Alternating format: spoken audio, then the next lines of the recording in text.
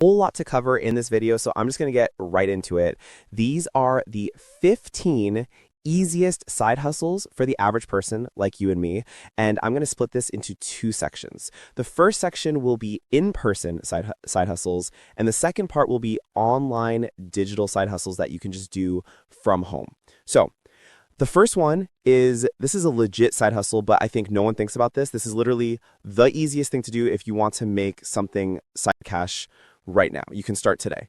First thing is to sell old things that you don't use anymore on places like Facebook Marketplace or Craigslist. This is the easiest one. I am sure you can find things at your place and sell them and make $500 in the next month. Okay.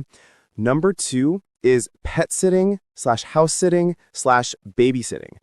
You do need to have kind of the right circumstances, aka you don't have a kid, or you don't really have a pet, or you don't really have a job that you have to go in person. So like if you have a remote job, like you kind of need the right circumstances, but this is also very, very easy to do, especially house sitting and pet sitting.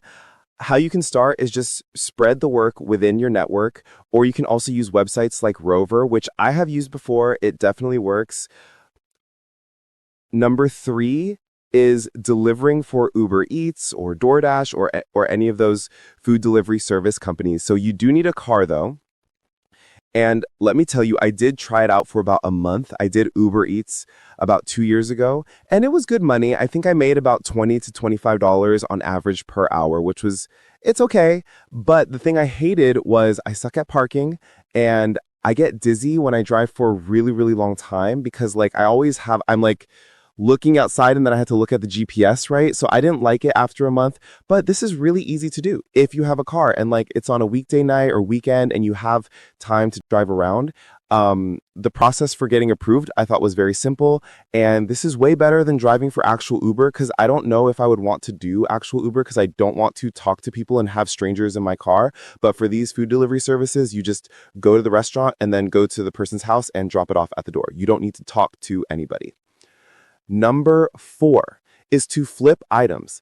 I have a very good friend who does this in the clothing / shoes / perfume sector, and I think she makes good money. So the thing is, you kind of have to know the market. So you need some prior knowledge. Maybe consider this if you are already very, very interested in like some kind of product. I think my friend does it on eBay, I think, but that's something you can look into if you're very familiar with like one kind of product that people love.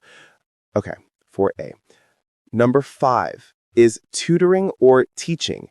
Yes, you do need to have some kind of skill, but I would argue actually that we all have some skill. So the easiest one I can think of for everybody is your native language. You can always tutor that. It could be very easy to put up some flyers in like some community areas, like, those like boards sometimes at community centers where it's like looking for a French tutor, So you can teach some kind of skill that you have. It could be a language, it could be math, like you could teach high school students. I was a tutor before.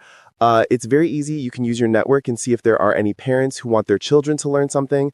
But I would say the hard part is actually getting the clients. But there are things you can do, like put up flyers, talk to people. Yeah, there are things you can do. The next one is to get a part-time job. So the title of this video is Side Hustles, not Side Businesses. So actually getting a part-time job is a very good side hustle, I think, on top of your full-time job or full-time commitments.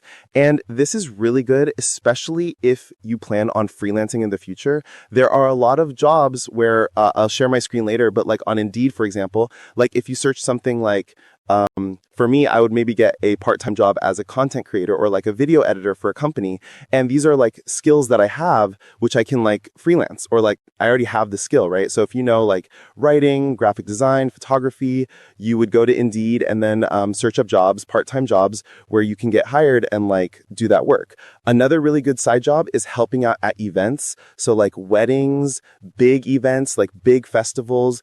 One I can think of in Vancouver is like working at Playland in the summer, part-time, like on the weekend. So that could be a very good side hustle. And then also like maybe 1 or 2 days a week, like working at a restaurant or at a cafe or at, let me tell you, I have one friend who did this. She was so bored at her actual job. She got a retail job at a HomeSense or something. And like she gets discounts on it, right? And you literally have to go there just once a week, and get discounts on your favorite store. I'm so sorry if my hair is in the microphone. I feel like I should maybe move it.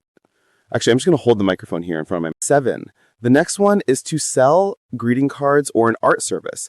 And I definitely did this before. I learned calligraphy and then I sold greeting cards.